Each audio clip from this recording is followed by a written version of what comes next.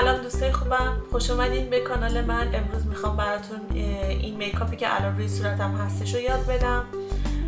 زیاد کار سختی نیستش. اگه بتونین همجوری پایه به پایه با من همراه بشین، همچون که من دارین نگاه میکنین تو آینه کاری که من میگم انجام بدین، میتونین یه میکاپ ساده، سریع، تند و راحت داشته باشین. رو خودتون چند بار میکاپ رو همیشه انجام بدین، بعد برین رو آدمای مختلف این کار بکنید. یا حالا اگه میتونین از خواهرتون سوء استفاده کنین یا دوستاتون. هر صورتی شیپ مخصوص به خودشو داره. صورت من یه صورت اوول هستش، یه صورت بیزی هستش. اونایی که شبیه من هستن میتونن این مدلی که من کانتور میکنم و بکنن استفاده کنم. این پرو پالت میکاپ فوراور هستش که توش 4 تا رنگ داره. البته من اینقدر استفاده کردم دیگه الان تموم شده. واسه برونزه کردن راقه. اینم برای زیر چشم اون جاهایی که رنگ تیره داره. اما شروع میکنم.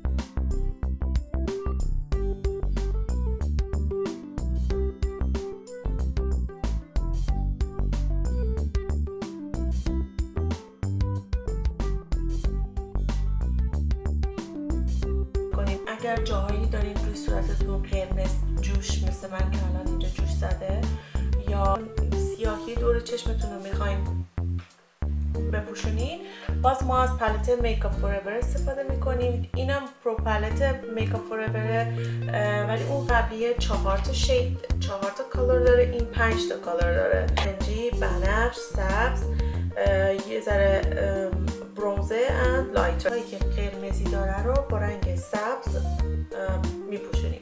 خط بینی اینجا برای من قرمزه، قلمو میزنم اینجا، اینو سبز میکنم. این جوشی که اینجا دارم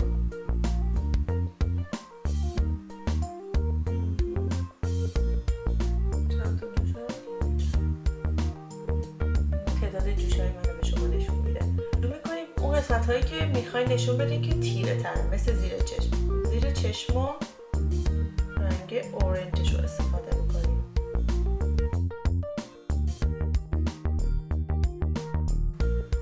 با دوباره بیوتی بلندرتون فیدش کنید.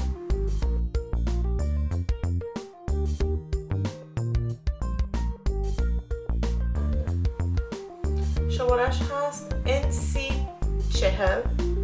شماره این مکیه که من دارم استفاده میکنم NC14. دوباره بیوتی بلندرتون رو برداریم و شروع کنیم به تپ کردن. تپ یعنی ضربه زدن، نه مالیدن اینجوری روی پوست. من یه دونه از چشممو کاری تقریبا پایش رو انجام دادم. هنوز خب زیر چشم نکشیدیم، هنوز زیر ابروها رو درست نکردیم، یه ذره کوچولو کار داره، ولی گفتم که برای این دوتا رو با هم انجام بدیم. اگه نکشیدیم که وقت رو کمتر بگیریم. یادتون باشه یه چیزی خیلی مهمه، این که پاودر روی پاودر راحت‌تر بلند میشه. دارم که رنگش وایته، اینو یه ذره روی بیوتی بلندرم اینجوری میزنم، بعد پشت چشممو باهاش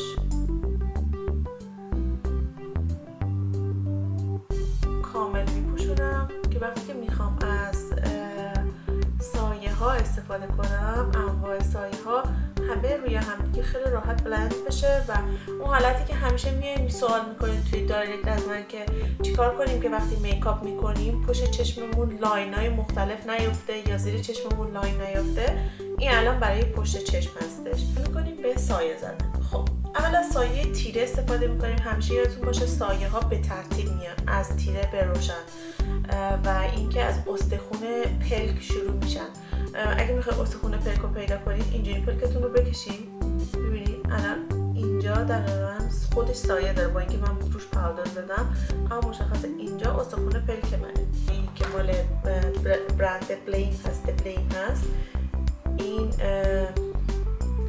مات ساین، این رنگشو به عنوان بیس استفاده کنم. فقط هم توی قسمت استخون پشت پلکم دادم چون میخوام که یه همچین حالتی رو در بیارم. اینو کامل به قسمت بالا که به نزدیک ابرو اصلا نزدیک نشیم. این سراغ یه رنگ دیگه مات روزن. اینه یه ذره قلمتون رو توش بزنید. یه کوچولو این پایین رو فقط میخواد، نه بالاتر رو.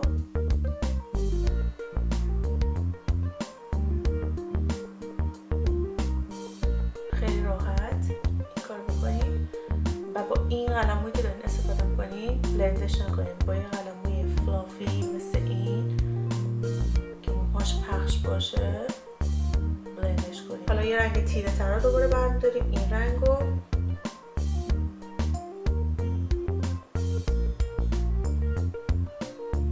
اینم در حد یه خط این شکلی به من الان میخوام از سایه NYX استفاده کنم، از پالت ویک دریم NYX گش این رنگش رو میخوام استفاده کنم. اینو تر میکنم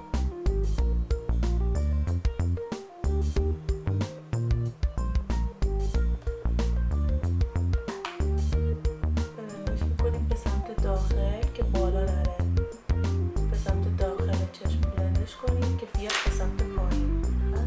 این قسمت ها همین قسمت خطی که بهتون گفتم دوباره در همین یه خط و دوباره بلندش کنیم به سمت داخل. من از همون پالت میکاپ فوراورم رنگ روشنش میخوام یه حالت خطی پشت چشمم بندازم. نکنین از همون قسمتی که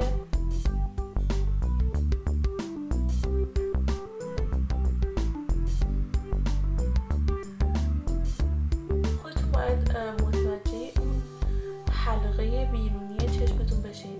چند بار امتحان کنید ببینید کدوم حالت و شیپش به چشم شما حالت زیباتری میده. میکشم چون که میخوام تیرگی ها توی روشنی ها اینجاها محو بشه. بعد دوباره بیوی بلندرتون رو برمیدارین، روش تپ میکنین، یعنی ضربه میزنین اینو با سایه قشنگی قسمت میخواین بپوشونین. بعد میخوام از این رنگش استفاده کنم، یه کمی صورتی.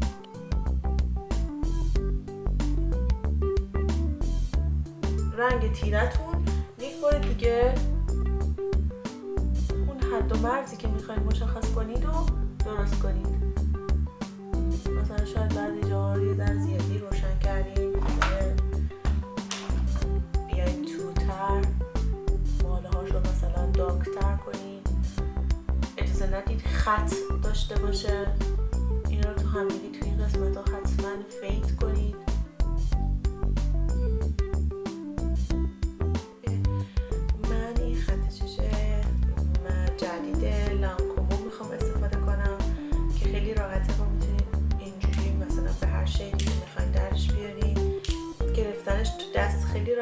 مخصوصا واسه میکاپ کارا و آرایشگرا. سایه و این مدل خط چشمی که میخوام استفاده کنم احتیاج داره به اینکه این داخل نازک باشه و از این قسمت بیاد بیرون. بعد خط میکشم.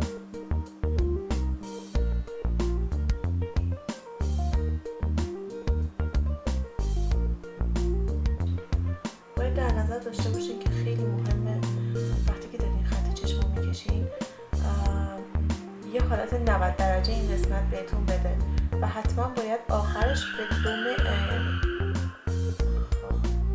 آخرش باید به انتهای ابروتون متصل، یعنی وصل بشه.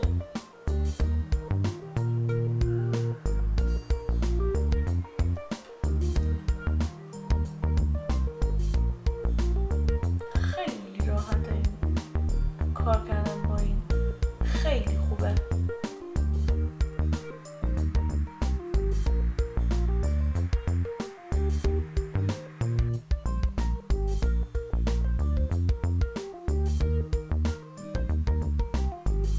با موجه های خودتون مچ میشه بخاطر اینکه خیلی حالت طبیعی درستش کردم.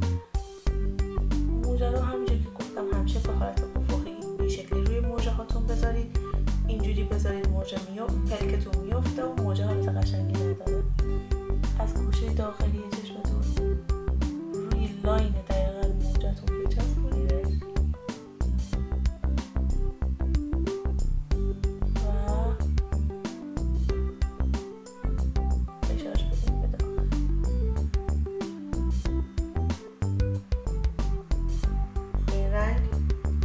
بگم که براشی که استفاده میکنم براش فرا بیوتی برند خودمون هستش.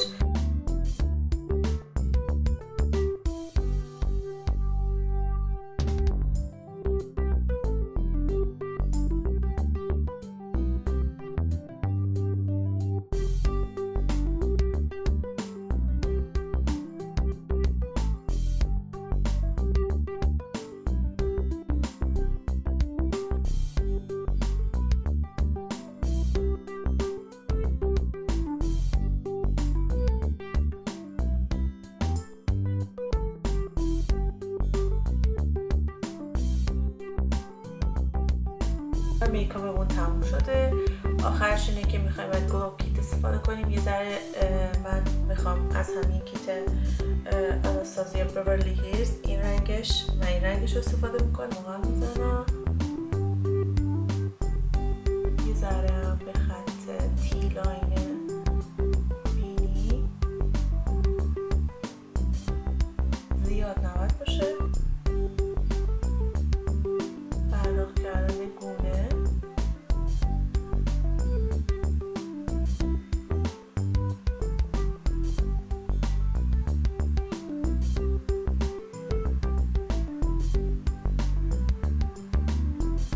امیدوارم از میکاپ خوشتون اومده باشه و چیزای جدیدتر امروز یاد گرفته باشین. خوشحالم که برای شما میکاپ میکنم و امیدوارم خوشتون بیاد. خدافظ.